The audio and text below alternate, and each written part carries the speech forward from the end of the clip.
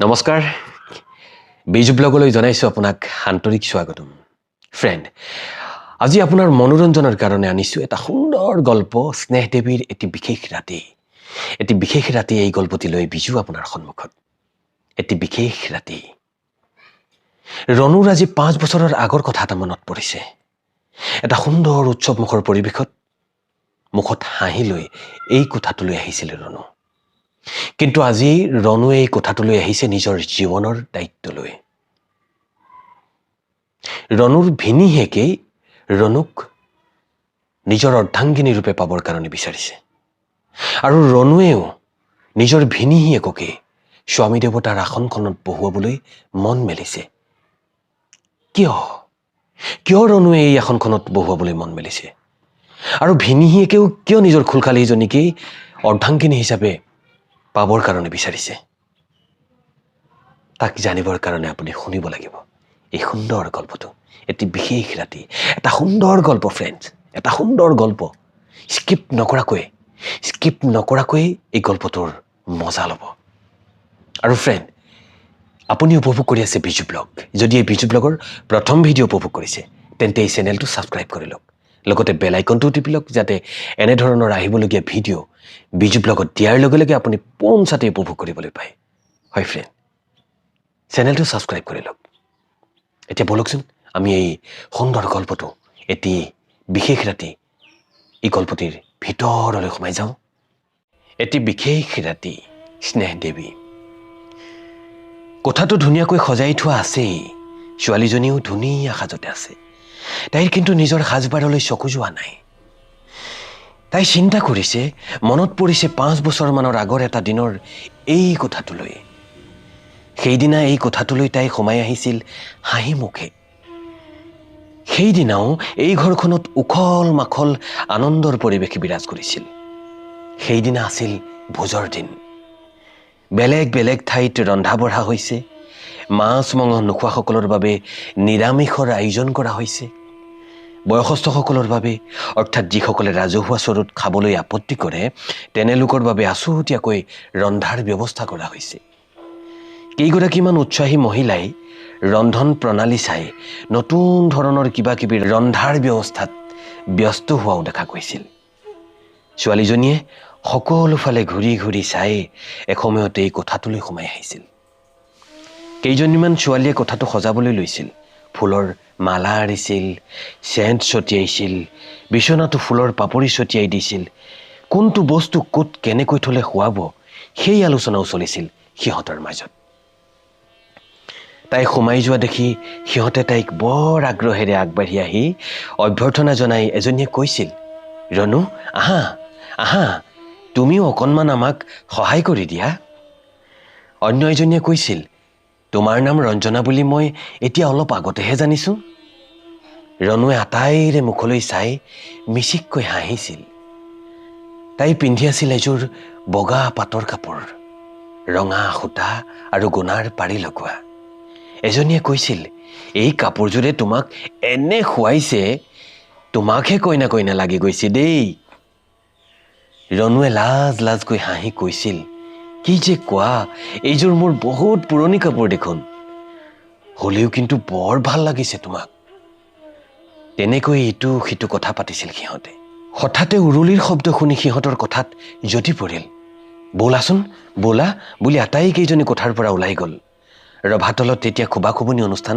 ভাগিছে কইনাক ভিতৰলৈ অনাৰ বাবে কেইগৰাকীমান আগবাঢ়ি গৈছে ইতিমধ্যে খোৱা বোৱাৰ আয়োজনো চলিছেই খাদ্যৰ সুগন্ধ বিয়পি পৰিছে বাহিৰৰ ৰভাতলত ভাগে ভাগে খোৱা বোৱা চলিছিল তেতিয়া পৰিৱেশনকাৰীসকল মহাব্যস্ত বহুতো মানুহ হাই উৰুমি হাঁহি ধেমালি আনফালে এটা কথাত গান বাজনাও চলিছিল কোনোৱে ভাল গাইছিল কোনোৱে কিন্তু বহুৱালিহে কৰিছিল সকলো মিলি এটা আনন্দৰ উৎসৱ বন্ধু বান্ধৱক লগ পাই কোনোৱে কথাৰ মাহিলা মাৰি আনমনা হৈ পৰিছিল ৰণুৰ কাণত পৰিছিল কোনোবা এজনে লগৰ আনজনক কৈছে বৰ ডাঙৰ ভোজ পাতিছে কিন্তু দেই আনজনে কোৱা কাণত পৰিছিল পাৰিছে বাবে পাতিছে আৰু খোৱা বোৱাৰ পিছত অতিথিসকলে 2-4জনকৈ বিদায় ল'লে ৰণুহঁতেও জাক জাক মাত লগাব লাগে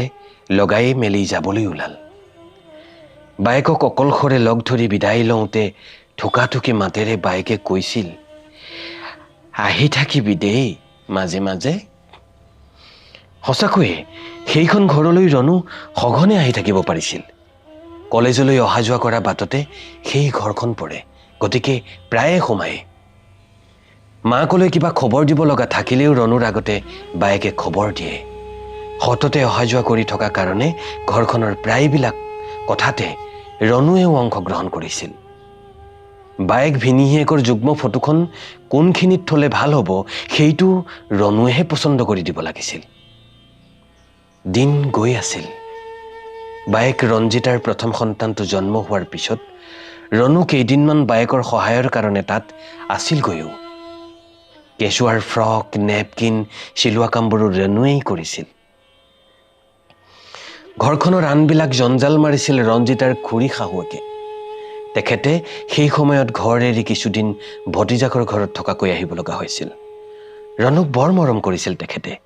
কাম কাজ ব্যৱহাৰ পাতি সকলো ফালে ইমান ভাল ছোৱালী, সততে চকুত নপৰে বুলি সদায় শলাগিছিল ৰণুক।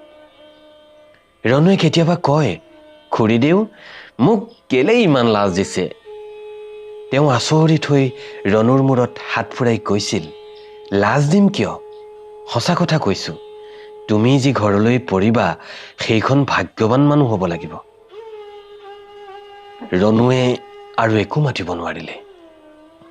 দ্বিতীয় কেঁচুৱাটো হোৱাৰ পিছৰ পৰা ৰঞ্জিতাৰ গা ভালে নথকাই হ'ল। অভিভাৱক নথকা ঘৰখনত জনা বুজা মানুহো নাই। এইবাৰ ঘৰুৱা অসুবিধাৰ বাবে খুৰী শাহুৱেকো আহিব পৰা নাছিল। কিছুদিনৰ কাৰণে ৰঞ্জিতা মাকৰ ঘৰতে থাকি গ'লহি। ইতিমধ্যে ৰণুৱে BA পাছ কৰি উঠি ঘৰতে আছিল আৰু পঢ়িবনে নপঢ়ে, পঢ়িলে কি পঢ়া ভাল হ'ব এনে আলোচনা কৰি থকা হৈছিল। কিন্তু একো ঠিক হোৱা নাছিলগৈ। ইফালে ৰণুৰ দেউতাকে ভাল পাত্ৰ এটিৰ সন্ধানতো চেষ্টা কৰি আছিল। ৰঞ্জিতাৰ অসুখ বিশেষ ভাল নোহোৱা দেখি তেওঁক হাস্পাতালত চিকিৎসাৰ বাবে থোৱা হ'ল। ল'ৰা ছোৱালীহালৰ দায়িত্ব ৰণুৰ ওপৰতে পৰিল। সিহঁতেও ৰণুক পাই মাকক যেন পাহৰিয়ে গ'ল। আকৌ 2 মাহমান পাৰ হ'ল। তাৰপিছত এদিন সকলোকে কন্দুৱাই ৰঞ্জিতা এই সংসাৰৰ পৰা হাতৰি গুচি গ'ল। এনে হ'ব বুলি কোনেও সপোনতো ভাবিব পৰা নাছিল। সময়বোৰ যেন হঠাৎ স্তব্ধ হৈ পৰিল। দুটি মাতৃহীন শিশুলৈ যেন কোনেও চাব নোৱাৰা হ'ল। সেই দিনকেইটাৰ কথা ভাবোতে এতিয়াও এই মুহূৰ্তটো ৰণুৰ চকুলো ওলাল। কিমান দিনৰ কথানো, সিদিনাৰ কথা, সঁচাকৈ মাত্ৰ সিদিনাৰ কথা। তনু বানু সেয়া সিদিনাৰ সমানেইটো হৈ আছে। যিদিনা ৰঞ্জনাৰ খুৰী শাহুৱেকো চকুলো মচি মচি ৰণুহঁতৰ ঘৰলৈ আহিছিল, শোকত কথা ক'ব নোৱাৰা যেন হৈছিল মানুহগৰাকী। খুৰীদেউ আহিছে বুলি ৰণুৱেই তেওঁক বহুৱাই মাকক খবৰ দিছিলগৈ। মাক ওলাই আহিছিল। তাৰপিছত আৰম্ভ হৈছিল দুযোৰ চকুৰ পৰা অনবৰতে বৈ অহা চকুলোৰ ধাৰ। দুয়োগৰাকী মানুহে কথা ক'ব পৰা নাছিল। দুৰ্ভগীয়া ল'ৰা ছোৱালীহাল ক'ত? ৰঞ্জিতাৰ খুৰী শাহুৱেকে এবাৰ থোকাথুকি মাতেৰে সুধিছিল। মাকে কৈছিল, ৰণুৰ ওচৰত আছে, তাই সিহঁতৰ আউল মাৰিছে। মই একো ভাবিব চিন্তিবও নোৱাৰা হ'লো। মোৰ কি হ'ল? অলপ পিছত সেইদিনা ৰঞ্জিতাৰ খুৰী শাহুৱেক গ'লগৈ। পিছদিনা আকৌ আহিল, তাৰ পিছদিনাও, তাৰপিছত প্ৰায় সদায়। তাৰপিছত এদিন ৰণুৱে সন্দেহ কৰিলে তেওঁবিলাকৰ মাজত হোৱা কথা বতৰাৰ বিষয়টোনো কি। পিছলৈ ৰণুৱে কাণ দিছিল। ৰণুৰ মাক দেউতাক আৰু সেই খুৰী শাহুৱেকগৰাকী তিনিজুৰি চকুৰ পৰা চকুলো ওলোৱা ৰণুৱে নিজেই দেখিছিল। কথাবিলাক ভালকৈ কাণত পৰা নাছিল, কিন্তু বুজিবলৈ যেন একো বাকী নাছিল কিহৰ আলোচনা সেই তিনিজনৰ মাজত হ'বলৈ ধৰিছে। মাকে কোৱা শুনিছিল, মই চাৰিওফালৰ পৰা কথাটো ভাবি চাইছোঁ, কিন্তু ইগৰাকীয়ে কৈছিল, ময়ো এইকেইদিন কম চিন্তা কৰা নাই। ৰণুৰ দেউতাকে কৈছিল মত ল'ব লাগিব। ইগৰাকীয়ে কৈছিল নিশ্চয় মত ল'বই লাগিব, অমতততো হ'বই নোৱাৰে, সিপক্ষৰ বাবে চিন্তাই নকৰিব, মই কথাটো কৈছোৱেই। আৰু এটা কথা, দিবত হ'ব কিন্তু একোৱেই নালাগে। মই মনে প্ৰাণে মংগল কামনা কৰোঁ। সেইবাবেই বিশেষকৈ এই কোমলীয়া শিশু দুটাৰ কথা ভাবি দেউতাকে কোৱা কাণত পৰিলোঁ ৰণুৰ। আপুনি যে পৰম হিতাকাংক্ষী সেই কথা আমাক বুজাই ক'ব নালাগে। আপোনাৰ ভতিজাক যেনে আপোন, মোৰ ছোৱালীকো আপুনি তেনে আপোন জ্ঞান কৰে, আমি জানো। ইটো কথাত ৰণুৱে বুকুৰ ধপধপনিত আটাইবোৰ কথা শুনিবলৈ পোৱা নাছিল। তথাপি যি বুজিব লাগে বুজিছিল। এজনী শান্ত নিৰ্জীৱ ছোৱালীৰ ভাৱধাৰাৰে কথাটো ভাবিছিল ৰণুৱে। নিজৰ ভৱিষ্যত সাংসাৰিক জীৱনৰ কল্পনা সকলোৱেই কম বেছি পৰিমাণে কৰে, ৰণুৱেও কৰিছিল। কিন্তু কোনোবা বিশেষ এজনক সখা বুলি নিজৰ মনেৰে বচা নাছিল। বায়েক ৰঞ্জিতাৰ দৰেই মাক দেউতাকে বাছি দিয়া দৰাৰ লগত তেওঁৰো এদিন বিয়া হ'ব, বায়েকৰ দৰেই সুখী হ'ব, এনেবোৰেই ভাৱ আছিল। মাক দেউতাকতকৈ হিতাকাংক্ষী সংসাৰত আৰু কোনো নাই। আজিও মাক দেউতাকৰ ইচ্ছাত ৰণুৱে বাধা দিব নোৱাৰে। ওচৰতে শুই থকা তনু আৰু বনুলৈ চাই ৰ'ল। ৰণু নহ'লে ইহঁতৰ কি গতি হ'ব? সিহঁতৰ মাকৰ সলনি এজনী মাক আহিবই লাগিব, কিন্তু সেইজনী হ'ব মাহী মাক। কেনে ব্যৱহাৰ বা শিশু দুটাই পাব কোনে জানে? শিশুঠাৰ কথোপকথনত সেই আশংকাও প্ৰকাশ পাইছিল। ৰণুৱে ভাবিছিল বিয়া এটা সহজ শব্দ, কিন্তু এটা আচৰিত শব্দ। বিয়া মানে দুখন হিয়াৰ মিলন, দেহে মনে প্ৰাণে মিলন।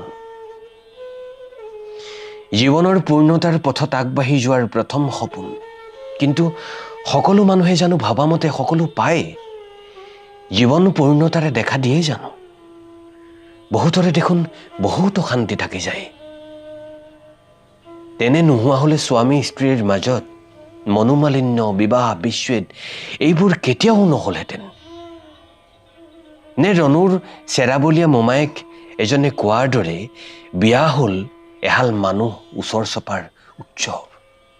তেওঁ কয়, যেয়ে যেনেকৈ পাতক অৰ্থ একেটাই, তালৈকে হেজাৰ কথা বতৰা, চুওৱা মিলোৱা, অমুকৰ দৈ তমুকৰ মিঠাই, ভুৰি ভোজন ব্যস্ততাৰ অন্ত নাই, কামৰ শেষ নাই, অমুক তমুক হেজাৰটা নিয়ম, কিন্তু যেনেকৈ পাতক হোম পুৰি মন্দিৰত কৰ্টত উদ্দেশ্য সেই একেটাই, এহাল মানুহ ওচৰ চপাৰ আয়োজন। তেন্তে ইমান হেমগেমৰ দৰকাৰ কি? ৰণুৱে কিন্তু ইমান স্থূলভাৱে কথাবোৰ কেতিয়াও নাভাবে। আৰু এটা কথা ৰণুৱে সময়ে সময়ে ভাবিছিল, বায়েক ৰঞ্জিতাৰ ঘৰত মতা নাম আছিল জিতা, ৰঞ্জনাৰ সেইদৰে নাম থোৱা হৈছিল জিনা। কিন্তু সৰুতে মাকেই এদিন ক'লে, এইদৰে মিলাই মিলাই নাম থলে ভাল নহয়, এই ৰঞ্জনাৰ নাম ৰণুৱেই হওক। সঁচাকৈয়ে জিতা জিনা এই একেধৰণৰ নাম দুটা নহয় কিমান ভাল হ'ল। শিশু দুটাৰ ফালে চাই চাই ৰণুৱে যেন দেখা পাইছিল এখন তোলাচনীত এফালে তনু বানু আৰু আনফালে ৰণু নিজে। কিন্তু সেই কণ কণ শিশু দুটাৰ ওজন ৰণুতকৈ বহুত বহুত বেছি। ৰণুৱে ভাবিলে ঠিকেই, নিজৰ সুখ শান্তিৰ বাবে দুটা শিশুৰ জীৱনলৈ কষ্ট মাতি আনিব নোৱাৰে। আৰু নিজৰ সুখ শান্তি যে নহ'ব তাকতো ডাঠি ক'ব নোৱাৰে কোনেও। এই সকলো চিন্তা ভাৱনা আলোচনা বিলোচনাৰ শেষত হ'লগৈ আজিৰ এই পৰিণতি। একে ঘৰ একে কোঠালি, একেবোৰ বস্তু বাহানি একেদৰেই সজোৱা, দুই এটা বস্তুৰ মাত্ৰ ইফাল সিফাল। যুগ্ম ফটোখন আগৰ ঠাইত নাই, বোধকৰো আলমাৰীত ভৰাই থোৱা হ'ল আৰু কোঠাটোৰ এটা কাষত আন এখন বিচনা কৰা হ'ল। দুইখন বিছনাৰ মাজত এখন ডাঙৰ পৰ্দা তৰি দিয়া আছে। কোঠাটোত পোহৰ কম, বিছনাখনৰ পালে এটা কম পাৱাৰৰ লাইট জ্বলি আছে। পৰ্দা থকা বাবে সেইফাললৈ একো দেখা পোৱা নাযায়। ৰণু বহি আছিল বিছনাখনৰ এডাতে চিন্তিতভাৱে। এনে এটি দিনতে এদিন এইখন ঘৰ কিমান ডাঙৰ উৎসৱ, খোৱা বোৱা, গান বাজনা, হাঁহি ধেমালিৰে মুখৰ হৈ উঠিছিল। আজিও তেনে এটি দিন, কিন্তু আজি কোনো উৎসৱ হোৱা নাই। নীৰৱে মাত্ৰ মাংগলিক কাম যিখিনি নকৰিলে নহয় তাকেহে কৰা হৈছে। প্ৰয়োজনৰ বাহিৰে এচুলিও একো কৰা হোৱা নাই। ঘৰৰ মানুহখিনিয়ে নীৰৱেই খাই বৈ উঠিল। ঘৰখনত যেন মানুহ নায়েই, মাজে মাজে মাত্ৰ দুই এজনৰ সন্তৰ্পণ খোজে, সেই ভুল ভাঙি দিয়ে। এবাৰ দুৱাৰখন নীৰৱে মেলি খুৰীশাহু সোমাই আহিল। ৰণু থিয় হ'ল। নীৰৱেই ৰণুক এবাৰ তেওঁ বুকুত আঁকোৱালি লৈ মূৰত হাত ফুৰাই অস্ফুট স্বৰে আশীৰ্বাদ কৰি আকৌ নীৰৱেই ওলাই গ'ল। ৰণুৱে তেওঁক সেৱা এটা কৰোঁ বুলি ভাবিও কৰা নহ'ল। আকৌ অলপ পৰৰ পিছত পুনৰ জপাই থোৱা দুৱাৰখন নীৰৱে মেল খালে। মানুহজন সোমাই আহিল। ৰণু অলপ চমকি উঠিল, থিয় হ'ল। মানুহজনে দুৱাৰখনৰ হুকটো লাহেকৈ বন্ধ কৰি ক্ষন্তেক ৰ'ল। তাৰপিছত ৰণুৰ ওচৰলৈ আহি বিচনাতে বহিল। ৰণুক ক'লে, বহা। ৰণু যেন মন্ত্ৰমুগ্ধা। আপত্তি নকৰি বহি পৰিল। তেওঁ ৰণুৰ ওচৰতে বহি লাহেকৈ ৰণুৰ পিঠিত সোঁহাতখন দিলে, নিজৰ ফাললৈ যেন আকৰ্ষণ কৰিব খুজিলে। ৰণু যেন শিয়ৰি উঠিল। কিবা এটা ক'ব খুজিও যেন বোবা হৈ ৰ'ল। কোনোমতে কাতৰভাৱে ক'লে, মোক আজি ক্ষমা কৰক ভিন। শব্দটো শেষ নকৰি ৰণু নীৰৱ হ'ল। মানুহজনৰ হাতখন লাহেকৈ ৰণুৰ পিঠিৰ পৰা পিছলি পৰিল।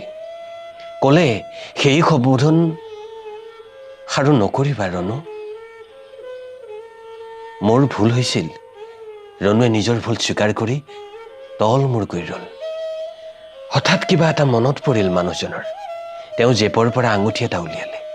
চাওঁ বুলি ৰণুৰ বাওঁ হাতখন তুলি ধৰি অনামিকাত আঙুঠিটো পিন্ধাই দিলে। বেয়া নাপাবা, এইবোৰ নিয়ম খুৰীদেয়েও কৈ পঠাইছে। ৰণুৱে ভাবিছিল ইয়াৰ পিছত তেওঁক সেৱা এটা কৰিব লাগিছিল চাগৈ। মাকেও এনে এষাৰ কথা কৈছিল। ৰণুৰ মনত পৰিল, কিন্তু কৰা নহ'ল। অলৰ অচৰ হৈ বহিয়ে থাকিল। কেইবাটাও নীৰৱ মুহূৰ্ত পাৰ হ'ল। ৰণুৰ কাণত পৰিল, নোখোৱা জানো? টোপনি ধৰা নাই? ৰণু এবাৰ তেওঁৰ চকুলৈ চাই আকৌ চকু নুমাই ল'লে। কি ক'ব? টোপনি ঠিক ধৰা নাই, কিবা এটা বেলেগ অনুভূতিত। কিন্তু কাপোৰযোৰ সলাই বিচনাত পৰিবৰ মন নোযোৱাও নহয়। তেওঁ হয়তো উত্তৰৰ বাবেই ৰণুৰ ফালে চাই আছে। ৰণুৱে ক'লে, মই তনুবানৰ ওচৰলৈকে যাওঁ নহ'লে। হয় নেকি? সিহঁত এতিয়া কিন্তু বৰ ভালকৈ শুই আছে ৰণু। ৰাতি আমনি নকৰে, তুমি জানিবাই। তুমিয়ে সিহঁতক কিমান দিন ৰাখিলা। এইকেইদিনে খুৰীদেৱে চাইছে। ব'লাচোন বাৰু চাওঁগৈ। দুয়ো উঠি গৈ সিখন বিচনাৰ কাষত ৰ'ল।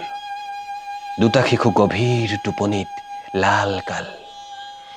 ৩.৫ বছৰীয়া তনু আৰু ১.৫ বছৰীয়া বানু। ৰণুৱে সিহঁতলৈ চাই ভাবিলে, ইহঁতৰ বাবেই প্ৰয়োজন হ'লে মই বহুতো কষ্ট স্বীকাৰ কৰিব পাৰিব লাগিব, ত্যাগ কৰিব পাৰিব লাগিব। এই শিশু দুটি কিমান অসহায়। ওচৰতে ৰৈ থকা ইহঁতৰ পিতৃও হয়তো বৰ অসহায়। ক্ষন্তেক আগতে আঙুলিত পিন্ধাই দিয়া আঙুঠিটোলৈ চকু গ'ল। ৰণুৱে এবাৰ তেওঁৰ মুখলৈ চালে। পৰম নিৰ্ভৰতাৰে যেন তেওঁ ৰণুৰ ফালেই চাই আছে। চকুৱে চকুৱে পৰাত তেওঁ ক'লে, তোমাৰ ওপৰত বহুতো দায়িত্ব পৰিল ৰণু। সেই দায়িত্ব যেন পালন কৰিব পাৰোঁ, তেনে আশীৰ্বাদেই কৰক। ৰণুৱে ভাবিলে আজি আৰু ভগ্নীপতি নহয়, এয়া তেওঁৰ কাষতে তেওঁৰ স্বামী ৰৈ আছে। তেওঁৰ ওচৰত ৰণু সহজ হ'বও পাৰিব লাগিব। চিনাকি ঘৰ, একেই কোঠা, প্ৰায় একেধৰণেই সজোৱা, একেবোৰেই বস্তু, মাত্ৰ জিতাৰ ঠাইত ৰণু, অৰ্থাৎ ৰঞ্জিতাৰ ঠাইত ৰঞ্জনা। ৰণুৰ মনৰ মাজত মাত্ৰ এইটি প্ৰতিজ্ঞা, মই সহজ হ'ব লাগিব, পাৰিবই লাগিব। ৰণুৱে নিজৰ কৰ্তব্য ঠিক কৰিলে। শিশু দুটাৰ গাৰ কাপোৰ কানিবোৰ ঠিক কৰি দিলে। তাৰপিছত স্বামীৰ চকুলৈ চাই সুধিলে, এই পৰ্দাখনৰ কিবা প্ৰয়োজন আছে জানো ইয়াত? আগেয়েতো ইয়াত পৰ্দা নাছিল। নাছিল, আজিহে কোনোবাই এইখন তৰি দিলে নেকি? ৰণুৱে পৰ্দাখন একাষে চপাই দিলে। কোঠাটো মুকলি হৈ পৰিল। ৰণুৱে ক্ষন্তেক স্বামীৰ মুখলৈ চাই ধীৰে ধীৰে ক'লে, আপুনি শুৱকগৈ, মই কাপোৰ কানিবোৰ সলাই মুখ হাত ধুই আহোঁ। ৰণু সহজ হৈ পৰিছে। তেওঁৰ স্বামীয়ে স্বস্তিৰ নিশ্বাস এটি এৰি ক'লে, বাৰু। ৰণুৱে বাথৰুমৰ ফালে খোজ ল'লে। কাহিনীটো ইমানেই। কাহিনীটো শুনি কেনে পালে কমেণ্ট বক্সত কমেণ্ট কৰি জনাব। আৰু ফ্ৰেণ্ড, যদি এতিয়াও এই চেনেলটো ছাবস্ক্ৰাইব কৰা নাই, প্লিজ চেনেলটো ছাবস্ক্ৰাইব কৰি লওক। এনেধৰণৰ মনোৰঞ্জনৰ ভিডিঅ' লৈ আকৌ আহি আছোঁ। আজিলৈ বাই বাই।